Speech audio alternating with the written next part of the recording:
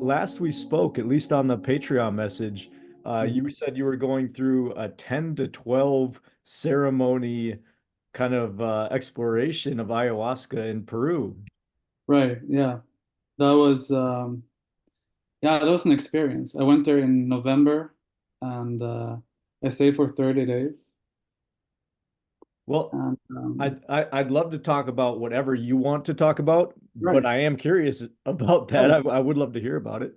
Yeah, no, it was an interesting experience. And I guess that I think it was fear that brought me to this place, because I've already been to another ayahuasca event a year and a half ago, and it scared me a lot, Mhm. and it woke me up a lot too. It was the best of two worlds. My experience, and as soon as you know how it is, as soon as you surrender, then it's pure love, right? Then it's Mm. pure love.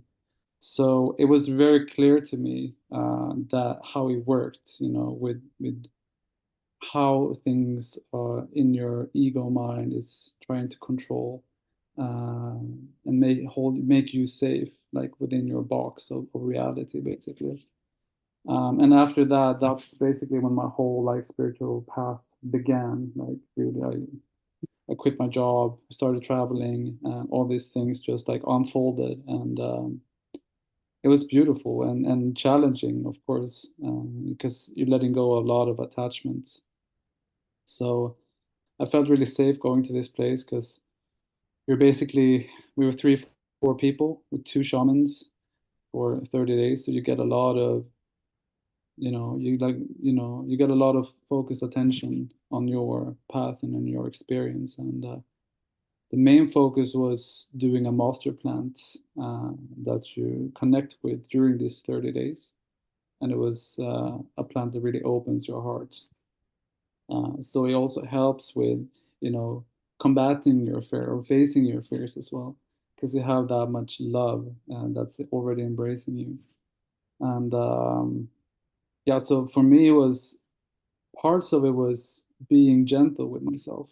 Ayahuasca is more to open your energy body and for them to kind of do their work, to work as surgeons, and connecting that plant into your energy body. So that was the focus. And so I had, a few really good ceremonies where I could face that fear of the dark or fear of the unknown, but in a more gentle way. And you also understand the power of these shamans and the knowledge that they have, because I could be like drinking a teaspoon, 2 teaspoons, and couldn't feel anything. But as soon as they started singing Icaros, my world Mhm. just changed. And so it was very like clear to me, like how their work, how powerful their work is that they do. And I got this. I read the book, the biography of a yogi when I was there. Mhm. It also was perfect timing for me. And yeah, I was trying to kind of work with self-inquiry. I was doing a lot of I am, and but I think it's easy when you're on the spiritual path in the beginning that you kind of fly away a little bit because you want to try different things, and it's a whole new world that you discover, and then you kind of, I think it's easy to kind of look at this other world that you came from, this material world, and like I don't want this, Mm. but then I just realized, yeah, but I want it all, and I see path of integrating that. I only experience what I am right now. This is my awareness. Like this is, and I can't compare it to a different kind of awareness in the past because this is only what exists anyway. So, but your brain kind of wants to progress, or you want to see like progression.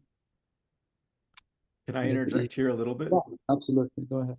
So I love what you're saying, and it sounds like you entered into this with the complete pure and right intention throughout your ayahuasca experiences. When coupling the intention for just encountering your purest essence or purest truth with these kind of medicines, that is a very direct path. And as you know, as I'm Mm. sure you saw, your most deep-seated, perhaps subconscious traumas and attachments to certain identities boil up and need to be encountered. And so it is a very potent and direct path. What non-duality is and how the intersection of non-duality relates with plant medicine, at least in my own experience, is in life. And well, basically, these plant medicines offer an accelerated path that life itself also offers. They just Mm. tend to bring things all up in a single session, and Mm. things are just bombarding. And life itself is really a lesson in love. And so that those plant ceremonies, those entheogenic ceremonies, Mm. really just condense life down into a single session, a more condensed time frame in which all those things boil up and need to be reconciled and countered and loved. And you going back to see your family is the same thing. You see where these hangups and triggers remain, and you're going into that as to encounter that directly. And that's exactly what we need to do on this path. But I also want to make sure that you're seated in the right position when you do those things. You said the awareness that was then and the awareness that is now is changing. And I just want to point out that the awareness is never changing. The Mm. awareness is the changeless state. And so Mm. as you become seated here, these things, these phenomenal things that show up and seem to be showing you aspects of self, the way that these things need to be encountered if they're to be truly and fully and wholly reconciled and forgiven and accepted, which are just basically facets of the energy of love, uh, is you just need to remain in this changeless awareness space, this space that the awareness of Johan when he was a young child is the exact same essence of awareness that is here and right now. Yes. It's the exact same essence of awareness that you were before this body was born. And it's the exact same essence of awareness that'll remain when this body is no longer existing in biological physical form. And Yes. so that's getting to that space.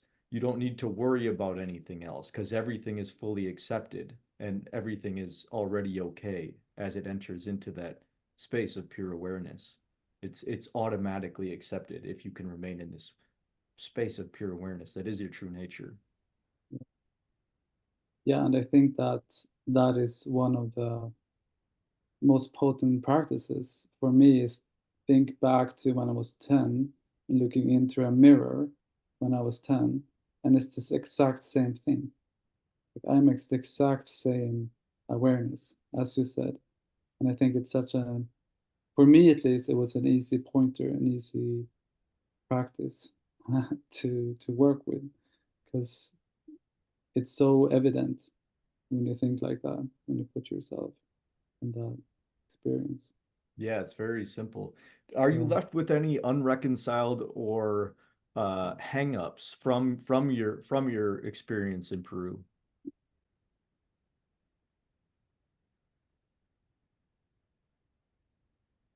It's difficult to point out. I suppose the question is, did Yeah, those experiences result in you being seated in a more timeless and changeless space within yourself? I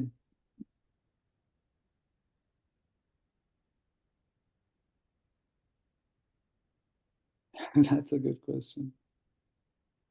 One of the things that I'd like to uh, uh, point out here is that life, and I already said this, life and these entheogenic practices boil things up really quick, and that's Uh-huh. a necessary thing.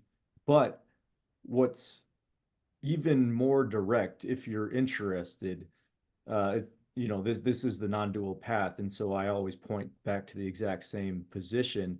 But so we can encounter these traumas and stuck identities and stuck condensations of energies in the body and the mind, Hmm. and so we can encounter those one by one and reconcile them. Or the non-dual and direct path says that you can encounter and see directly the factory in which those are produced. Mm. And that factory is your identity or concept of self. And so you have an opportunity when you stand in this space of changeless awareness, just continue to seat yourself here, regardless of what's happening. Essentially, you're pulling the power cord to the factory that's producing all of those things. Mm. So this is everybody's opportunity. It's what's always and constantly pointed to in groups such as satsang. Mm. Right. So there's a Yeah, I factory that mean, produces your concept of self, and you can go directly there right now and at any time, and your freedom is there. yeah, I can feel it. Yeah. Would you It's also say that it can be a both? you Like always are certain, both. uh, You always are both. These are not two distinct right. realities. Yeah, of It just course. depends on what level you wish to operate in. And my proposal, what I propose to people is that you remain seated always in your true essence. And from there, you can play in phenomenal reality without being attached to it. Mm. So the river of life, the flow of life, is constantly moving and changing. And we can't predict where that river is flowing to. We can't predict, where it's going. But if you recognize that you are just the flow of this life itself, rather than the identity flowing along with it, you just flow effortlessly and harmoniously. As soon as we attach ourselves to an identity, it's like being a log or a boat in that river. You know, that log or the boat in the river is likely to bash up against the rocks or whatever other obstacles are in that river. But if you just identify as the awareness or the essence of life itself, what can that bash up against? The water is just continually flowing. Your essence is just continually flowing. Then there's no more hangups, there's no attachments, and then life just flows freely. Yeah, I can feel it like it just drops. Mm. Like all the like that energy, both like the seeking energy and whatever within the body, it just kind of dissolves. Totally, totally. And then life continues to happen. Like life might look the exact same way, and all these things will continue to happen on their own. Life just continues to happen spontaneously as it on its own, anyways. But seated in this position, you experience it as a as, from a space of liberation, from a space of total non-attachment. And then everything is still allowed to happen. You don't have to act any certain way. As long as you are seated in this place of your true and timeless nature, you can continue to do anything you want. You continue to have these passions and these loves and these distastes for whatever. You probably still hate broccoli after liberation. You know what I mean? Like it doesn't need to look like any specific way, but the root of self is is constantly recognized in every moment as being timeless and changeless, and life is experienced from a completely new vantage point. It's the layer one Mm, yeah, that you experience from. It's the yeah. yeah, it can be seen as different layers Mm. of reality. So it totally depends on where you stake your identity. As long as you stake your identity as this person self, you're gonna bash up against whatever the person self bashes up against. But if you stake yourself in the awareness of this person self and of everything else, then there's nothing to bash up against because everything just flows through you effortlessly. Yeah, and then there can be no suffering. The Precisely. suffering is resisting the flow. Exactly. That's exactly what suffering is. I love the I mean, I remember listening to Osho a lot last summer, and it's that, like, he doesn't point, he points it in his way, I guess, when I think about it. But it's the same. Like, it gets to the same, and but it's his, like you said, because everyone has their own different little perspective. Like, they have their own little kind of thing. Like, I guess it's the soul or something. So, how I It, visualize this yeah. is this timeless essence that you are, and that I am, and that Osho is, and that Muji is, and whoever other spiritual teachers you look up to. So there's this essence of being that's shining through the prism of consciousness that's here and there. And so when that pure essence, that pure light shines through the prism of Johan or of Chris, it looks different from the two person perspectives, but the light is the same. Yeah, yeah. Because that's how I felt with you too when I started watching your video. It's just like you're just channeling that, so I can tap into that. Well, I am that, and you are that already. Right. It's just the cloud of the person identity floating through the sky of this that you have become captivated by and assumed your identity as. So all of this seeking, all of the different practices, all the like everything, it's just within awareness. Totally, totally. Yes. Yeah, and there's no higher importance or better value in any of them. Playing basketball is just as valuable as sitting in meditation. Yeah. It's, It's just all a what is movement sitting in of, meditation? Yeah. yeah, it's just all a movement within Yeah. this timeless awareness. Yeah. It's just the person self that places higher value on certain aspects of that. And it's Yeah. all illusory. This is all the play of this timeless awareness that, traditionally and religiously has been called God. Yeah. It's like the big joke, right? Totally. Like, when you see, when you're in that state, or when you see certain people. I know Papa G has that laughing video, right? And I Mm-hmm. think it's just so amazing. It's so beautiful. Yeah, wow. Yeah, it's Okay, just all the play that's of this timeless essence. And right. it's all just that. So you can let go of any needing to for it to look to any sort of way. You can let go of all needing or desire for it to be any type of way, for yourself to be any type of way. This is all just already that. So it can all be released. And when it's all released, that light of awareness isn't shined through such a contracted prism anymore. It's just all beamed out.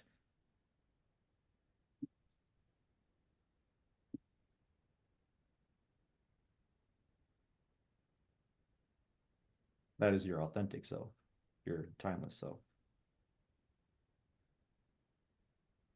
Guess there's like nothing to say. Mm-hmm. Yeah. I mean, when I say just remain here or return to this anytime you remember it, it's as simple as just taking your seat in this timeless awareness. It's as simple as that. Just avoiding, right? Yeah. There's nothing you need to do to earn it. You are already it. And so what I understand also, because each time you're abiding in it, it's like a muscle getting stronger. Mm. And that's what you talk about grace. Just grace take care of the rest. Absolutely, absolutely. I'm glad that you saw that and are recognizing that, because this is all you can do. All you can do is put yourself in the position and the recognition of this timeless awareness. And what I call grace is just this ineffable thing that tends to happen when you become firmly rooted in this.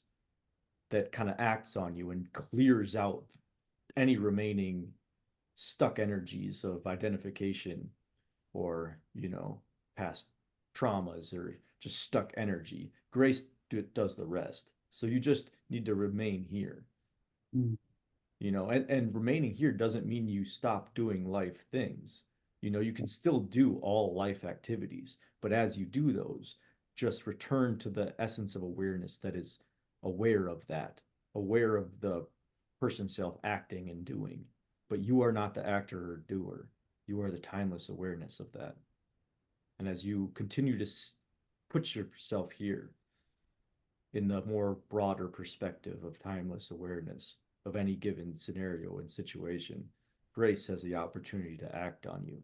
And I can't describe grace. Grace is that ineffable force that clears everything else out, where you know, you have no part in that.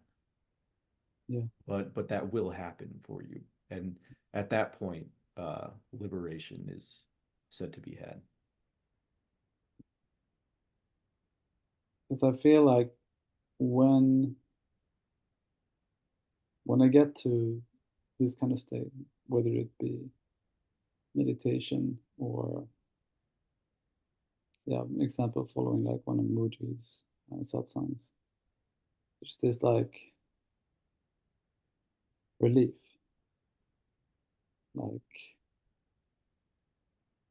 it, you were this all along, and like this release of emotions as well. Like there's release of tension, right? Mm. Those were the Mm, exact words I was going to use. A release of tension. Yeah. yeah, yeah. Because identification is a tension or a contraction. Right.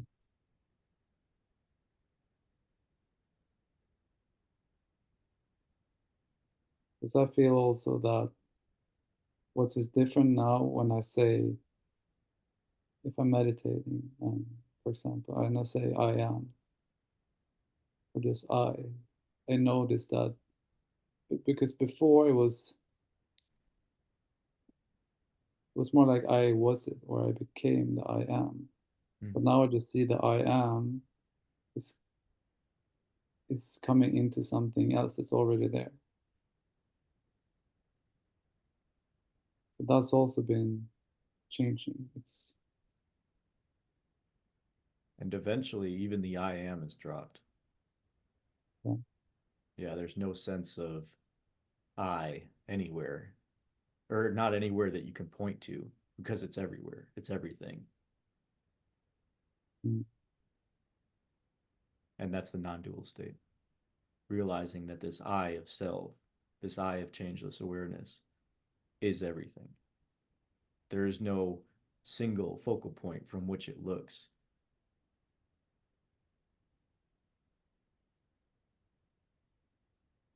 That timeless awareness is equally aware of Johan as it is of your computer right now, mm, or your tablet or your phone or whatever you're looking at this yeah, through. yeah. And I love the one of your pointings that you talked about, the light that emanates, and you said like the phone, from like the phone or the TV, and when it's turned off, there's nothing there, and when it was easy to connect with, it was easy to resonate, because I'm that thing, that light that make everything come into this. You're the light that illuminates the Right. awareness of all of this. Yeah, yeah, And when you're there, there's nothing left to say and nothing needs to be said. yeah. And the more What you can else? return here, the more seated you'll become, and the more unchangeable and uncorruptible this will become for you. And self realization will dawn upon you in no time. Because you can talk, I mean, yeah, you can do anything from here. That's the thing, as you say. Everything's allowed. Yes. And I was thinking about what Osho said.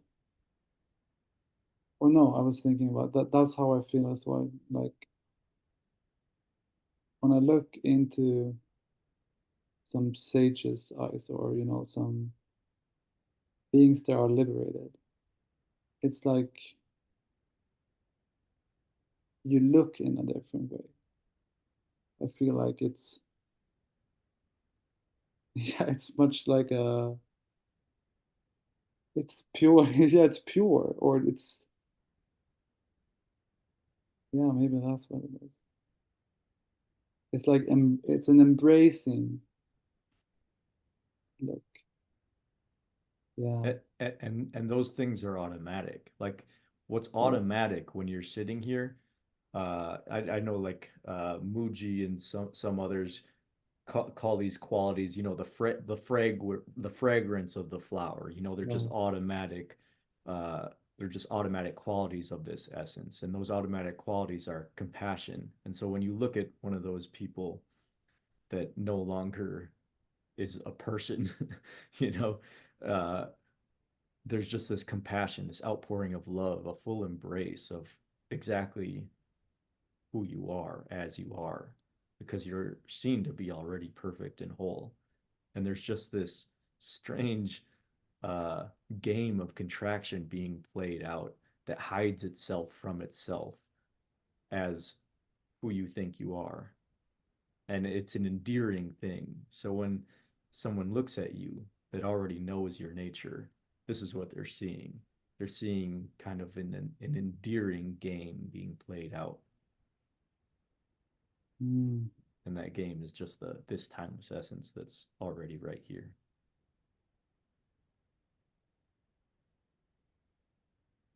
mm. It's how my I have a meditation coach or teacher. He does self-inquiry too. So that's when I really started getting into it more and more. And he, because he got into it because he tried to get rid of a really deep trauma, and he had tried everything else, the mushrooms, all the plants, meditations, all kinds of stuff. But there was one, the deepest thing he couldn't get to it. And then he kept. I think he sat with Muji as well in India, for a while. And now he's like this with self-inquiry. Then that was the only way, because as you said in the beginning too, right? That's try to deal with them, indirectly, but directly it's just seeing them, observing, and knowing that you're not it, right? Mm-hmm. You're not that. And anyway, he told me, because he did pointers on mushrooms basically. It was just something that came to him. That's how he started becoming a teacher. And he pointed these people in this direction um, of pure awareness. And they sat there, and I think this was maybe like some kind of public party or something. And this person came that was not, the same, let's say, frequency. He was, I don't know if he was, maybe alcohol or if he was sober. And he told then his friends that he put in this, state, that just stay in pure awareness. Like, don't do anything. Don't indulge in wherever he is. Like, don't be brought back into that. And when this person came there, he was kind of, just like, hey guys, how are you feeling? Are you, stoned or, whatever? And they didn't react. They just looked at him like you look at me, just with that pure love. And he broke down because he was in his mask. He was in the contraction, right? And he joined into their um, frequency, into the awareness. And when he's told me that, that's like that's reality then.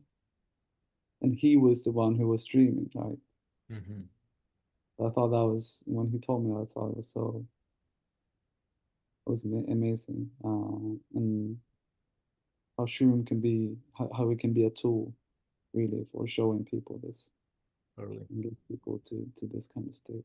Yeah, I was like sharing that. That was Yeah, that's beautiful. And one who yeah, walks around like this naturally, you know, interesting things mhm, do tend to happen. yeah, People come to me, like strangers pour their entire lives out to me, tell me everything about them for whatever reason, and they don't know why they're doing it, but I kind of know why they're doing it. They just feel fully accepted, and I don't say anything, but I work with a lot of construction guys. I'm a wildlife biologist, and I work on large construction projects protecting threatened and endangered species. And so right. I work with these pretty macho, pretty calloused construction folks.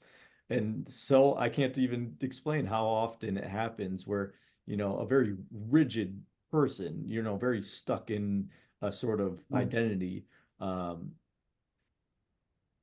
tends to just kind of totally soften and mush whenever we have a conversation for during lunch, for example, and they'll just pour out their entire life story, or like tell me all of these things, and I can tell it's very therapeutic for them. Maybe and they don't know why they're doing it really, but I kind of know why they're doing it. There's an essence there that they feel fully allowed to be, and so things just kind of relax, the tension kind of dissolves, and they just kind of mush up, pour these things out, and it's a beautiful thing. And the more people, you know, walk around as just this pure sort of essence of being, the I think we this is how the world heals. This is how humanity Mhm. heals. Mm. Humanity is really stuck in these tensions of identity and of stuck beliefs, and I think the more that we can release these things around each other, uh, through offering these things of knowing your true essence. And you don't need to tell people what their true essence is. You just walk around as that, and that's already healing. Your presence becomes a healing essence. Mm. That makes that makes a lot of sense. Like looking at some of my own relationships as well over the past.